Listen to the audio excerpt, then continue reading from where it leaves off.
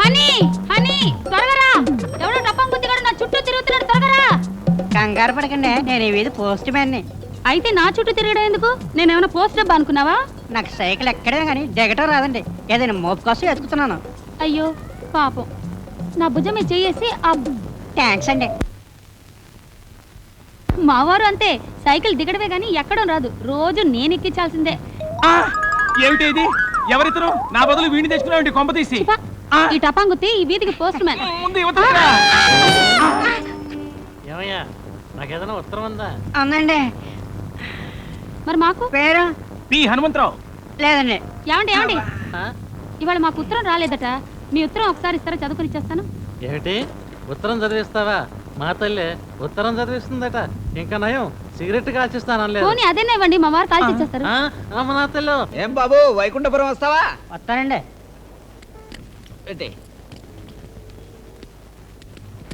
ఎంత ఇవ్వమంటావయ్యా? 5 ఇప్పించండి బాబు. ఏమిటంతా? ఇవ్వను, 5 రూపాయలు ఇస్తాను.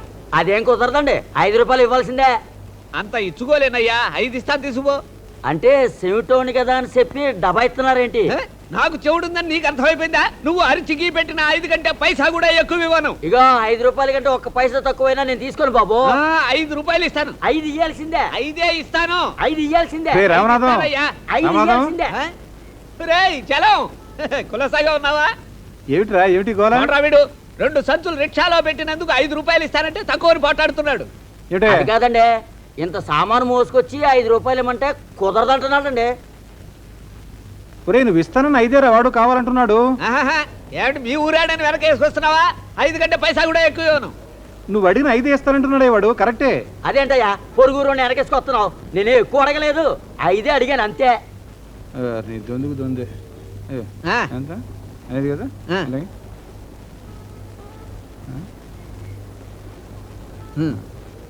అందులో 5 కదా? చూసారా బాబు, తమరు చెప్పబట్టి ఇప్పుడు ఇచ్చాడు. ఎరా ఓకేనా? నువ్వు ఇచ్చావు కాబట్టి నోరు మూసుకుపోయాడు. అరగంట నుంచి ప్రాణాలు తోడేస్తున్నాడు రా.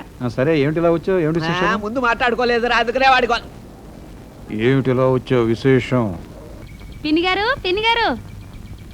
ఏమ్మా, కాస్త మీ టూత్ పేస్ట్ 4 బద్ద ఇస్తారా, వాడుకొని ఇచ్చేస్తాం. అలాగే. సిగరెట్ తీసుకోండి, ఇక తిరిగి ఇవ్వక్కర్లేదు. మీ వారితో కాల్పించండి. టపాంగుత్తి ఇదిగోండి. అదేమిటండి, అనవసరంగా సిగరెట్ కూడా ఇచ్చారు? అస్తమానం మన ఇంటికి వచ్చి సామాన్లు అడిగి పట్టుకెళ్తుంది కదా, అందుకని బుద్ధి చెబుదామని సిగరెట్ లో సీమ టపాకే పెట్టి ఇచ్చా. ఈ దెబ్బతో టపాంగుతైపోద్ది. ఏమండి, సిగరెట్ ఫ్రీగా వచ్చింది, కాల్చండి. ఊరికే ఎవరైనా తాడిస్తే ఊరేసుకోమనేట్టున్నావే. నాకు సిగరెట్ తాగే అలవాటు లేదు కదే. ఫ్రీగా వచ్చిందండి, కాల్చండి. నేను కాల్చను. కాల్చకపోతే తర్వాత మీరే బాధపడతారు. ఏం చేస్తావే? మహా అయితే అన్నం పెట్టవు, అంతే కదా. టపాంగుత్తి. మీనాక్షి మీనాక్షి మీనాక్షి, సిగరెట్ కాల్చుతాను. అగ్గి పెట్టేది ఇదిగోండి, కాల్చండి. థ్యాంక్స్. అద్దంలో మీ మొహం చూసుకున్నారా? ఎందుకు? అబ్బే ఏం లేదు, కాల్చుకోండి.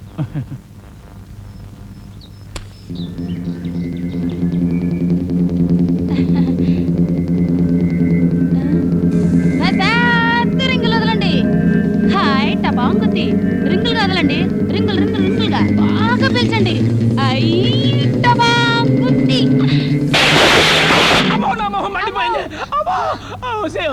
నా మొహం ఉందా ఉడిందా చూడవే. సిగరెట్ పేలిందేమిటి?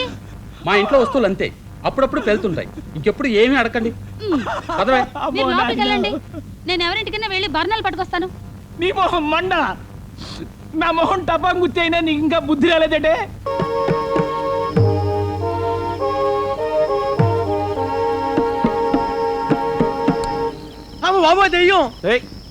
దెయ్యం దగ్గరికి దెయ్యాలు ఎందుకు వస్తాయ్యా?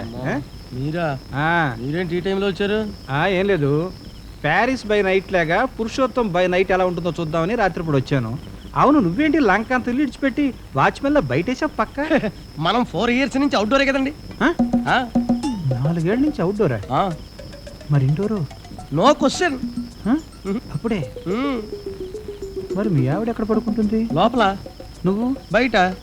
4 ఏళ్ళ నుంచి బయటే ఉంటున్నావు. అవునండి. అదేంటిది? 4 20 80,000 లాస్. ఎవరికి? నాకా? ఎలా? మీ ఇంట్లో వంట పని ఎవరు చేస్తారు? వంట మనిషి, ఇంటి పని పని మనిషి, మీ ఆవిడ అది ఉత్త టీటీపీ.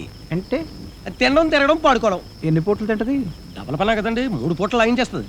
ఓహో, అంటే నీ భార్య నీ వంటకు కానీ ఇంటికి కానీ ఒంటికి కానీ పనికి రాకుండా 4 సంవత్సరాల నుంచి రోజుకు 3 పూటలు చొప్పున తింటున్నదంటే 1,50,000 లాస్. అది ఎలాగండి బాబు? అదంతేరా పురుషోత్తం. ఒట్టిపోయిన ఆవుకి ఇంకా గడ్డి వేసి మేపేవాడిని ఏమంటారు? ఓరేర్రి పప్ప అంటారు. ఓరేరి పాప, ఆ? నీకు పనికిరాని మనిషిని 4 ఏళ్ల నుంచి మేపుతున్నావంటే ఇప్పటికే 1,50,000 లాసు. నీ ఆవిడ ఇంకో 10 ఏళ్ళు బతికుంటుందా? ఆ. రేటు పెరుగుతాయి కాబట్టి 20 లక్షలు బొక్క. ఆ? బాబు సెలవు బాబు గారు, అన్యాయం జరిగిపోయిందండి బాబు. ఏం జరిగింది? పురుషోత్తం గారి బట్టల కొట్లో మొన్న నేను చీర కొన్నానండి. ఆ, నిన్న కట్టుకున్నానండి. ఆ. ఇవాళ తడిపానండి, చీర ఇలా సిరిగిపోయిందండి. ఈ చీర తీసుకుని డబ్బు ఇచ్చేయమంటే ఇవ్వనంటున్నాడండి. పోనీ ఈ చీర తీసేసుకుని ఇంకో చీర ఇమ్మంటే అది కుదరదంటున్నాడండి. అయినా నీ డబ్బు నా డబ్బు అనే చండాల బుద్ధి నీకు ఎక్కడి నుంచి వచ్చిందిరా? నీ దగ్గర నుంచే. నువ్వేగా చెప్పావు నీ కట్నం డబ్బులో 1 పైసా కూడా నీ బాబుకి ఇవ్వలేదని. మా బాబుకి ఇవ్వలేదంటే ఆడు పెద్ద తిప్పిరి నా కొడుకు. మా బాబు అంతేలే. అవును అవును, అదేదో బేరం వస్తున్న తర్వాత మాట్లాడు. ఆ. ఏం కావాలండి? న్యాయం అండి. ఏం లేదు, ఈవిడి గారు మనం ఈ కొట్లో చీర కొన్నారు. ఒక్క ఉతుకు పడేసరికి దీని బతుకు ఇదిగో ఇలా అయిపోయింది. చూడండి, ఈ చీరకి కొత్త చీర వాపసైనా ఇవ్వండి, లేదా డబ్బులైనా వాపస్ ఇవ్వండి. చూడమ్మా, నీకోసారి చెప్పానా, మళ్ళీ ఈయన తీసుకురావడంలో నీ ఉద్దేశం ఏంటి? చూడండి, ప్రతి అడ్డమైనడికి సమాధానం చెప్పవలసిన పూచి నాకు లేదు. చీర తిరిగిపోతే నాకేంటంటే సంబంధం? చీర నేను తయారు చేశానా? నేను వాపస్ తీసుకోను. తొందరపడకండి, ఆలోచించి చెప్పండి. చెప్పాను కదండి వాపస్ తీసుకోనని. కుదరదా? కుదరదు. కుదరదా? ఉహు. కుదరదు అంటే ఎలా కుదరగొట్టాలో నాకు బాగా తెలుసు. పదమ్మా. ఓహో, బెదిరిస్తున్నావా? ఎల్లెళ్ళు. ఇలాంటి వాళ్ళని ఎంతమందిని చూసాం.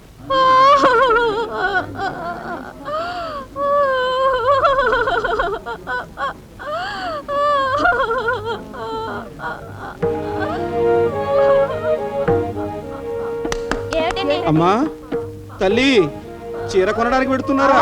ఈ కొట్లో కొనండి తల్లి, కొనండి. కొనబోయే ముందు ఒక్కసారి ఆ సీతమ్మ వారిని చూడండి తల్లి. ఇదే కొట్లో అదే సీతమ్మ వారు, ఇదే చీర మొన్న కొంది. ఇదిగో బిల్లు. ఒకే ఒక ఉతుకు తెల్లారేసరికి దీని బతుకు ఇలా అయిపోయింది. ఇది చూసిన తర్వాత కూడా కొంటారా? అమ్మో, ఈ కొట్లో మేం కొనం బాబు. గోయిందో గోయిందా. అమ్మో, పెద్ద బేరం పోయింది. అమ్మా, తల్లి, ఇటు దయచేయండి. చీర కొనడానికి పెడుతున్నారా అమ్మా? ఈ కొట్లోనేనా? మీ ఆయనతో చెప్పొచ్చారా? ఏం లేదు, పాపం ఆ మహాతల్లి మొగుడుతో చెప్పకుండా ఈ కొట్లోనే ఈ చీర కొంది. ఒకే ఉతుకు, దాని బతుకు ఇలాగైంది, ఆవిడ బతుకు అలాగైంది. మరి మీ బతుకులు ఏమవుతాయో తల్లో. గోయిందో గోయిందా.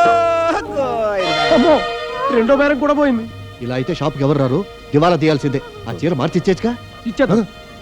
ఈ డబ్బా షాపులో చీరలు అమ్మమ్మమ్మమ్మ. ఆడపడుతున్నారా? మీరు ఈ పద్ధతిలో దెబ్బ కొడతారని తెలియక చీర వాపస్ ఇవ్వనాను. పొరపాటు అయిపోయింది. వేరే చీర ఇస్తాను, ఈ చీర ఇచ్చేయండి. అది ఈ టైప్. అవునండి. అమ్మే, అది వేరే టైప్ అండి. ఈ బుద్ధి ముందే ఉండుంటే 2 బేరాలు పోయిండే కాదు కదా. అవునండి. జాంగ్రీ, ఇంకెప్పుడు ఇలాంటి బుద్ధి తక్కువ పనులు చేయకు. అమ్మా, అయ్యా, సీతమ్మ తల్లి, రా.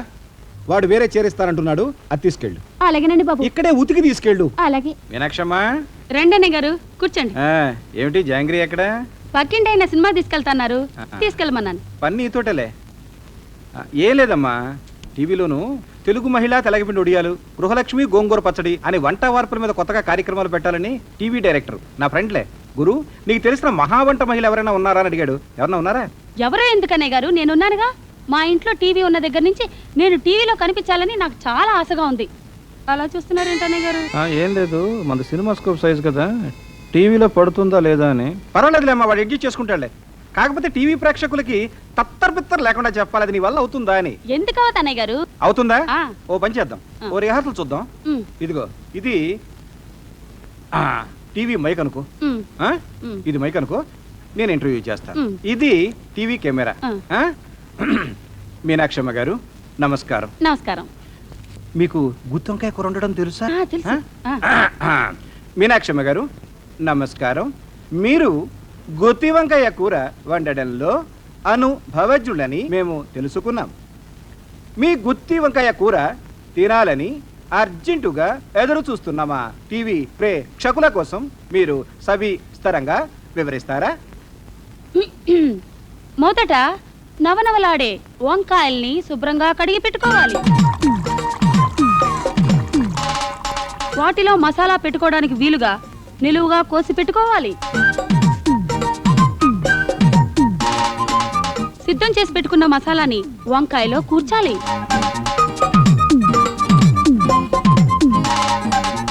మూకిడిలో నూనె పోసి అందులో వంకాయలు వేసి వేపాలి.